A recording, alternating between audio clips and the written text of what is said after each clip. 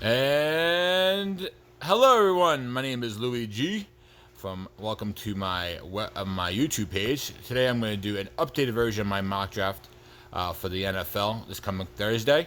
As you can tell by the board here, have some trades, some interesting theories, and let's get started here. Cincinnati going with Joe Burrow. I think that will be consistent unless something really would appear where he maybe balks at the decision going to Cincinnati. Don't foresee that happening. So Burrow is their quarterback of the future. In Washington, Chase Young is probably the best player overall in this draft, and that's why they'll go with best player available with Chase Young from Ohio State. Detroit, they'll get Jeffrey Okudah from Ohio State, his teammate. Need a corner for pass defense. Just traded away Slay to the Eagles, so Okudah will replace him there. See here the first trade of the draft, where Arizona trading up with the Giants, drafting Wirfs from Iowa. Arizona feels like they're probably a tackle away from really taking up the rankings of the NFC West playoff team potentially. So they go up to get their man. Miami gets the offensive tackle of their future, with Andrew Thomas probably the most safest pick of the tackles. Also played left tackle at Georgia in a really high-paced, high level in the SEC. Six, the Chargers get Simmons, the linebacker from Clemson, who could play safety and some slot corner. Just truly a blend of everything. The Swiss Army of a defense. Really exciting to see him play next year. With the Chargers, it would be a great fit. Vegas trades up and they get their wide receiver. First one off the board is CeeDee Lamb. Great out of Oklahoma. Dynamic with the ball in his hands, breaks tackles, quick. At 8, the Giants, who traded down from 4, get Jedrick Wills, the offensive tackle from Alabama. Has some familiarity with Joe Judge, who was the coach there at Alabama. 9, Atlanta trades up with Jacksonville, gets their cornerback of the future, Henderson from Florida. People really like him, his length, his ability to track passes, good ball skills. So that's why Atlanta trades up to get him.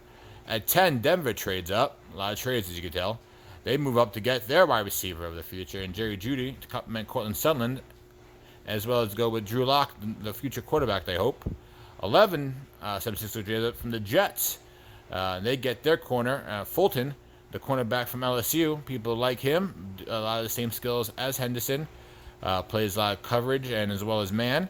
Good length. That's over 6 feet tall. So they get their guy here. At 13, Carolina, who traded up. 12, I apologize. Carolina, who traded up with Vegas earlier in the draft, gets Kinlaw, defensive tackle from South Carolina. Raw, just a lot of potential there. Hasn't hit a ceiling at all. Great motor on him. That makes a lot of sense. At 13, the Jets, who traded before with San Francisco, gets help for Darnold with Ruggs, the Alabama wide receiver. Great speed. Should help with that offense. Help people around him also, sparing that defense with a threat of his speed, taking off the top. That makes a lot of sense for the Jets. 14, Tampa Bay, who is now all in with a Tom Brady, takes Jones, the best offensive tackle from Houston. Great feet, very good grades from Pro Football Focus when it comes to pass blocking. So that makes a lot of sense. And Cleveland, they take Derek Brown, Auburn defensive tackle, slid here. Good run stuffer. Could play the 3, could play the 5, and the 3-4 and the 4-3 respectively. That makes a lot of sense there. Jacksonville takes on Chase on the edge rusher from LSU. That makes a lot of sense. They don't know what's going on. They'll probably have to trade the DN there that's been franchise tagged. Plus, they've lost a lot of personnel on defense with trades the last few years. So this gives them a chance to replenish on the defensive side of the ball. Dallas, who will take Cesar Ruiz, the best center or interior lineman in this draft. They did it a few years ago with Frederick. Frederick's now retired. They do it again. That makes a lot of sense there. Miami will take their quarterback of the future here in Love from Utah State. They love what he possesses. A lot of intangibles. It reminds them probably of a lot of the Kansas City quarterback Mahomes. Had an off year last year due to, I think, the personnel around him. But they think they can mold him, teach him up. They have a quarterback now, Fitzpatrick, they could teach him, who's had experience, who could play right now while they tutor him. So that makes a lot of sense there. Carolina will take Queen from LSU, a linebacker who does well in coverage. They need to replace Luke Kuechly, so that makes a lot of sense there. Jacksonville, again, replacing their defense side of the ball, will take Greg Delpit, who was graded highly before. Slid down because of tackling issues, but I think he can play the slot corner, can play coverage, man three, and all that. That makes a lot of sense. Philadelphia will take Jalen Reagor. They need wide receiver help. Someone with a lot of speed. Reagor fits that mold. Ran like a 4.4 something in the combine, so that makes a lot of sense. Minnesota, also in the market for a wide receiver. They will take Denzel Mims from Baylor, someone who could replace Diggs, who they traded earlier in the offseason, I should say, to Buffalo. Someone who has a lot of, is a big body, big target receiver. Makes a lot of sense there. New England will take their quarterback of the future, Justin Herbert, who slides all the way down to 23. That makes a lot of sense. Can make all the passes and all the routes on the field. Good coaching, which New England obviously possesses, will help him in his career. I think that's a good fit for him there. New Orleans will take Laviska Shenault from Colorado, someone who could play wide receiver, could play slot, could play wildcat. He just needs the ball in his hands. And with Sean Payton there and the offensive side of the ball, will certainly create some packages for him, just like they do for Taysom Hill. 25, Minnesota will get Becton, the tackle from Louisville. He has slid there because of a failed drug test that was reported.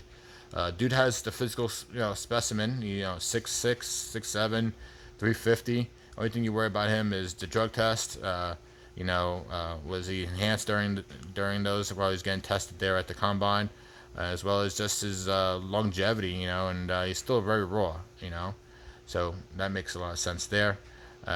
In 26, Miami, they take McKinney from Alabama. The guy could play safety, could play a little bit of corner, could help with the run. Someone that could, help them replace Minkah Fitzpatrick, who they traded just last year to the Steelers. So that makes a lot of sense. At 27, Seattle, the Seahawks will take Diggs from Alabama. Fits their mold of cornerback, tall, lengthy, could play press. Fits their criteria for a cornerback that they like. At 28, Baltimore takes Murray, the linebacker from Oklahoma. Guy can certainly bring the lumber, stop the run. Good quarterback of the defense. That makes a lot of sense there. 29, Tennessee will take A.J. Espinosa, a defensive end who could kick in and play a little bit of deep tackle, 3 maybe on passing routes, third and longs and such. That makes a lot of sense. In number 30, Green Bay will take Higgins from Clemson, tall receiver, lengthy, great catch radius, quicker than you normally think he will fit well with across from Devontae Adams. Makes a lot of sense there as you try to support Aaron Rodgers with a lot more weapons. That makes a lot of sense. At 31, Indianapolis trades back into the first round with their 2 first-round picks against Brandon Ayuk, a wide receiver to help Phillip Rivers. Physical receiver, can also have a good catch radius, good with the ball in his hands, breaking tackles, makes a lot of sense. And also Chicago, who trades up back into the first round at 32 from Kansas City, gets Zach Bond, who could play end. He could play a little bit of middle linebacker, brings a lot of versatility. So that is my draft, my mock draft for the first round here. Please tell me what your thoughts are. Please give me any feedback. We greatly appreciate it in the comment section. Subscribe, and thank you again. Have a great day.